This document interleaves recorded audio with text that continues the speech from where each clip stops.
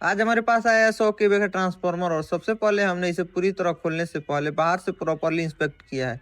Inspection के दौरान पता चला कि ट्रांसफार्मर की दो कॉइल बंट है। अभी हमने ट्रांसफार्मर को पूरी तरह डिसमेंटल नहीं किया है, लेकिन एक्सटर्नल कंडीशन और वाइंडिंग की हालात को ध्यान से देखने पर हमें डैमेज का क्लियर इंडिकेशन मिल गया है। इस ट्रांसफार्मर में डेल्टा कनेक्शन से रिलेटेड फॉल्ट की वजह से वाइंडिंग डैमेज हुई है। ऐसे केस में सिर्फ बंट वाइंडिंग को देखकर नई वाइंडिंग डाल देना सही तरीका नहीं है। पहले फॉल्ट का एक्चुअल रीजन समझना जरूरी होता है ताकि रिपेयर के बाद वही प्रॉब्लम दोबारा ना आए।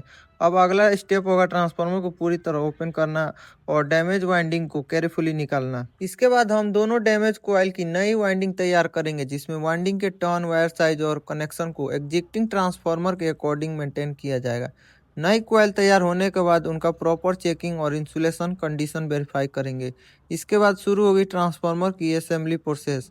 नई कॉइल को प्रॉपरली फिट करना, कनेक्शन कंप्लीट करना और सभी रिक्वायर्ड क्लियरेंस और इंसुलेशन को चेक करना। असेंबली कंप्लीट होने के बाद ट्रांसफार्मर को टेस्टिंग के लिए भेजा जाएगा ताकि एनालाइज करने से पहले यह कंफर्म हो सके कि वाइंडिंग और कनेक्शन पूरी तरह ठीक है। तो अभी ट्रांसफार्मर की दो कॉइल बंट मिली है। आगे हम इसे कंप्लीट ओपन करेंगे, नई कॉइल तैयार करेंगे और फिर इसकी कंप्लीट असेंबली और टेस्टिंग करेंगे। रिपेयर सिर्फ वाइंडिंग बदलने का काम नहीं है, फॉल्ट का एक्चुअल रीजन आइडेंटिफाई करना भी उतना ही इम्पोर्टेंट है।